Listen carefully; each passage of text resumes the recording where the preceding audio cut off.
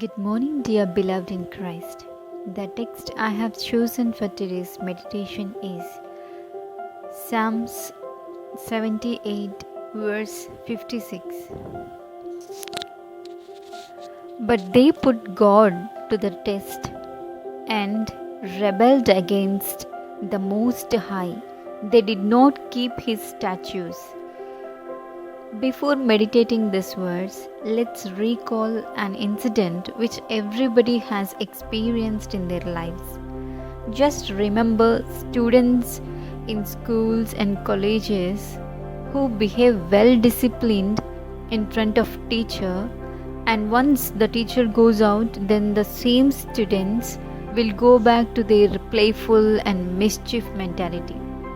No matter how many times teacher tries to correct them, they continue to shout and make noise in the class. You may think why I am referring to this situation. This clearly resembles the situation of Israelites.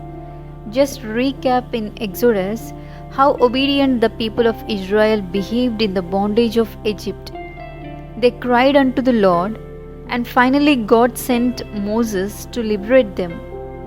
They were all fine until Moses was with them, and once Moses went to have an encounter with the Lord, those people turned away from the Lord and started behaving like the same school children in the class. The people of Israel are God's people.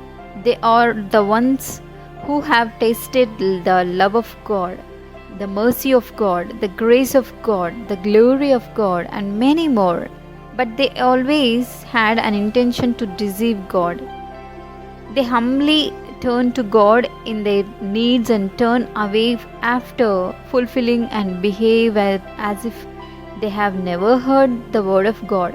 Because of that, they were subjected to the wrath of God many times. In the verse we read, God is expressing His ultimate status as Most High, and these people are rebelling to the highest power in the universe. It seems so pity for having such mentality towards the one who created and liberated the people of Israel. The word reward they have earned for rebellion and betrayal nature is God discarding them, which led them to be as captives in the hands of their enemies. Because of their deceitful act, God removed His presence from them and caused them to face shame, suffering, pain, and oppression from their enemies. They lost the presence of God in their midst, and so the enemies began to harass them. Beloved in Christ, turning away from God may seem very ordinary to us, but it is not as easy as we think. It is returning from faith in liberator to believing in the accuser. It is returning to a state of deterioration from the state of superior status. It is declining from the state of living chaste to the vile state of sinning. It is like forsaking the truth and accepting the lie. It removes us from the state of eternal life and places eternal death. Later, we must face the terrible condition that the rich man experienced in the parable of Lazarus. Some may think that day is very far, but we never know when God's call comes to us. It is better to be accustomed to the permanent change today itself than to be crying the other day, which continues forever. When God liberated us from sin, that means our old self is buried with Christ, and now we are the new creation.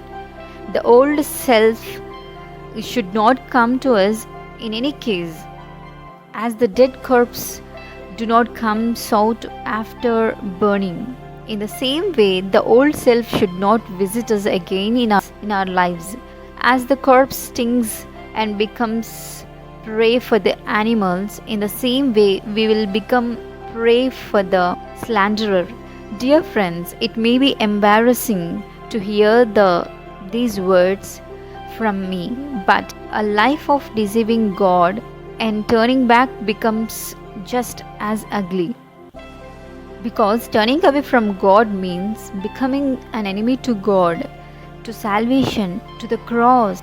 God Himself will wage war against those who have thus become enemies to Him.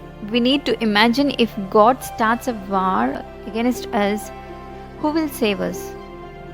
Let us question how our lives are at this time, whether we are obedient to God or we already turn away from God and experiencing the miserable life. If we are experiencing a life where God's blessings have been taken away, or if there is an experience in life where God is not responding to your cry, then we must understand that God is rebelling against you. If we have the experience of forsaken by God, we must repent and plead for forgiveness. He is mercy enough to forgive us, but this time we need to make a promise to Him that we shall never betray God by backsliding, rather will be faithful to Him at any cost. May God, the Holy Spirit, help us to recognize that God died for us in a state where we were not obedient, and helps us to be obedient in our call to be His people.